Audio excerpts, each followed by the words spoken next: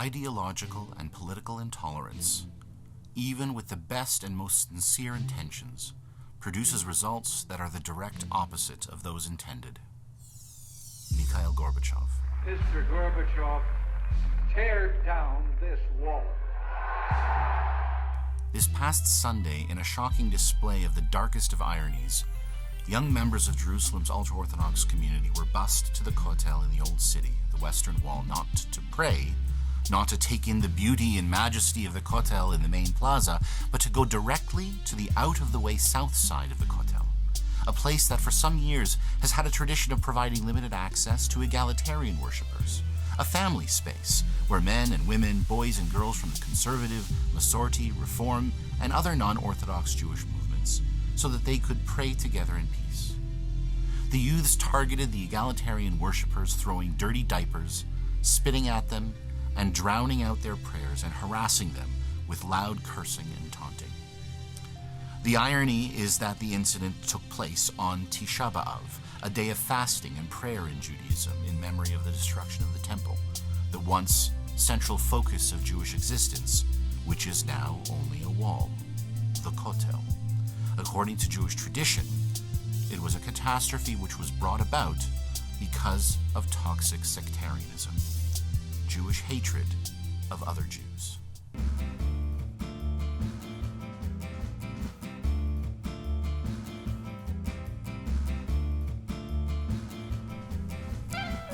It's been a tumultuous week.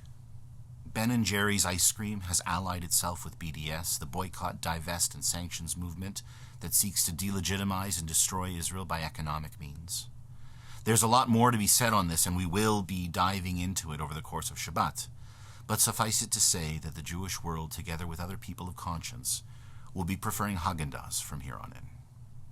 As a Jewish community, our attention is also on Nigeria, of all places, where Israeli Middle East peace activist Rudy Rochman, together with journalist Edward Benaim and filmmaker Andrew Liebman, have been detained by the Nigerian secret police for more than 2 weeks now. Rochman and his team were in Nigeria filming a documentary about Jewish communities in Africa when their gift of a Sefer Torah to a local community was perceived as giving support to a Nigerian separatist movement. For now, we are meant to wait with bated breath while the Israeli embassy works towards securing their safe release. In the meantime, one thing we can and should do is take a moment to look up some of Rudy Rochman's videos on YouTube and see the incredible grassroots work he has been doing in building relationships between Israelis and Palestinians while combating anti-Zionism and anti-Semitism. Beyond that, we will continue to simply pray for their speedy and safe release. Links to Rochman's videos can be found in the description of this video. Today, however, we're focusing on what happened at the Kotel, which, to be fair, often sees clashes between egalitarian and ultra-Orthodox worshippers. But when these clashes happen, it has always happened in the main Kotel Plaza area, where activist groups such as Women of the Wall come to pray on Rosh Chodesh. Although accosting them is inexcusable, they do expect and prepare to be harassed, so that at least the media will continue to pay attention to the cause. But this attack happened at the South Wall, an out-of-the-way place at the Kotel intended for egalitarian worship so as not to cause offense. I was there personally back in 2017, celebrating the bar mitzvahs of 2 of my cousins. Attacking us here was meant to send a message that it is not good enough that non-Orthodox Jews should be banned from praying in accordance with their values at the main Kotel Plaza, but anywhere and everywhere, and that anyone who does not abide by ultra-Orthodox values should be stripped entirely of their Jewish identity and seen as enemies of Judaism. Here is their message on Israeli news.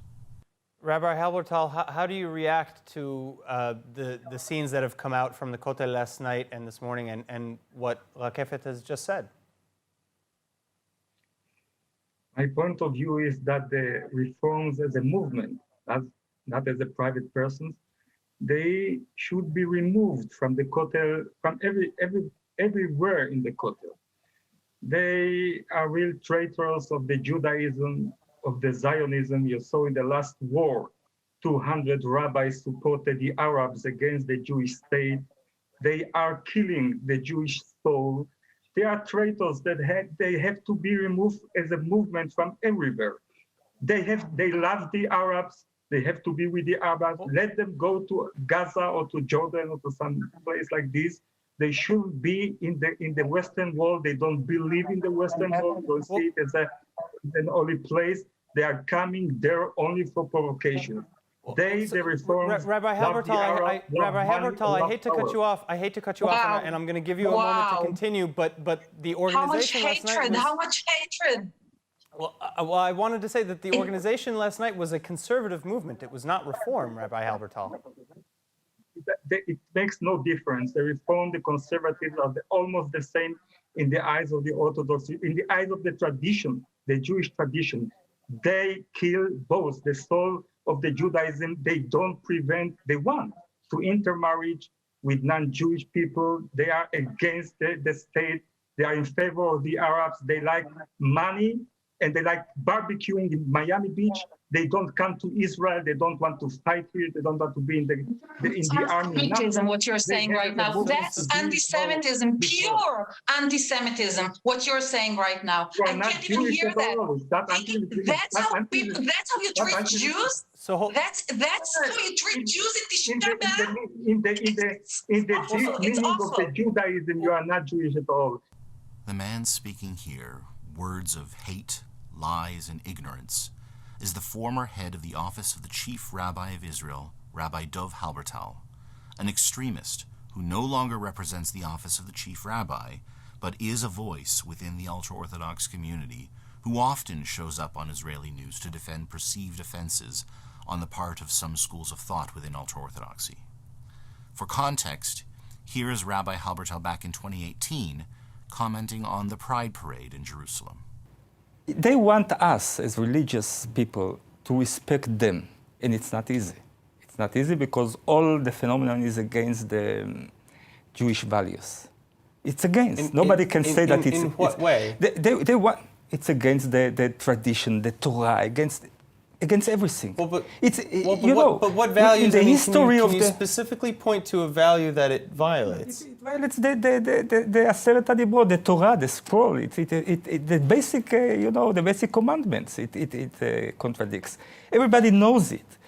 What is also ironic is that this week's Parsha is V'etchanan, which amazingly is a review session of all that the people of Israel have learned. We even have a complete rehashing of the 10 Commandments, the same 10 given at Mount Sinai way back in the book of Exodus. Observe them faithfully, says Moses, for that will be the proof of your wisdom and discernment to other peoples. So, in the spirit of Parshat V'etchanan, we're going to review with Rabbi Halbertal and his supporters a few important words of Torah that he must have forgotten. Lo tisna et achecha bilvavcha, hocheach tochiach et amitecha, velo tisa alav chet. Do not hate your brother in your heart. Reprove him, but incur no guilt because of him. Lo tikom velo titor et bnei amecha, ve'ahavta l'reacha kamocha, ani Adonai. You shall not take vengeance or bear a grudge against your countrymen. Love your fellow as you would yourself. I am the Lord.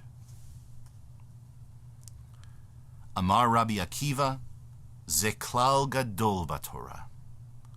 So said our great teacher Rabbi Akiva, this is a fundamental principle of Torah. I have no further commentary on this.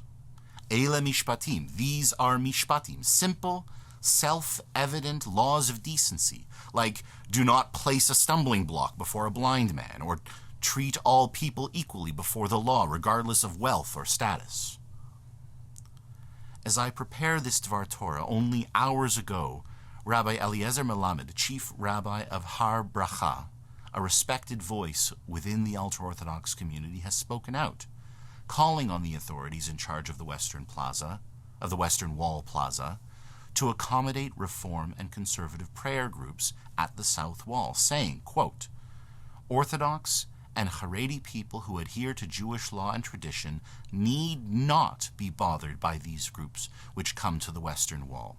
Rather, they should be happy that more of their Jewish brothers and sisters are connecting to the sites of the temple, and more of them want to pray to their Father in heaven." End quote. In this statement, we see that Rabbi Halbertal's statement does not represent all Orthodox Jews, or even all ultra-Orthodox Jews in Israel, and that coexistence and mutual tolerance is indeed possible. Still, again, in the spirit of Parshat Ve'etchanan, on this first Shabbat of consolation following Tisha B'Av, one final reminder to Rabbi Halbertal and his followers, a story that they should know very well, because it is arguably the most well-known Talmudic story of them all, found in Masechet Gittin 55 Amud Beit. There was once a Jewish man who had a friend named Kamsa and an enemy named Bar Kamsa. The man had prepared a feast and asked his servant to invite his friend Kamsa to the event. Confused over the similar-sounding names, the servant mistakenly invited Bar Kamsa. Upon receiving the invitation, Bar Kamsa took it as a gesture of forgiveness, dressed in his finest clothing, and came to the feast. But when the host noticed Bar Kamsa, he demanded that he leave. Embarrassed, Bar Kamsa asked the host if he could be permitted to stay and that he would even pay for anything he ate or drank. But the host refused his offer. "Allow me then," he says, "to stay, and I will pay for half of the entire feast," begged Bar Kamsa, trying to avoid abject embarrassment. But the host refused the offer. "Then I will pay for the full cost, if you will only not embarrass me further," pleaded Bar Kamsa. And the host had Bar Kamsa dragged from the feast and thrown into the street. Bar Kamsa decided then and there to go to the Roman Emperor Nero and slander the host, along with all of the rabbis who did not come to his defense at the feast. In an audience before the emperor, Bar Kamsa exclaimed, "The Jews are plotting a rebellion against his imperial majesty. As proof, send a sacrifice to the temple, and you will see that it will be rejected." Together with a delegation of Roman soldiers, Emperor Nero sent a choice calf back with Bar Kamsa to be offered. But along the journey, Bar Kamsa secretly made a blemish on the animal, one that he knew would cause it to be rejected. As expected, upon reaching the temple, the animal was rejected for sacrifice. Word of the rejection reached the emperor, who became enraged, and so, because of the hatred between brothers, Rome began its march on Jerusalem, whereupon the house of God was burned and the tabernacle destroyed on the 9th day of Av, Tisha B'Av. Rav Hanania ben Akashia Omer Ratzah Kadosh Baruch Hu lizchot et Yisrael lifichach hirba lahem Torah u'mitzvot. The Mishnah teaches us that God gave the Jewish people this amazing Torah, this incredibly complicated, difficult Torah, filled with rules and obligations, not to punish or oppress, but to challenge us, to hold us to a higher standard, and dare us to be better than we are. Rabbi Halbertal, that is real Judaism.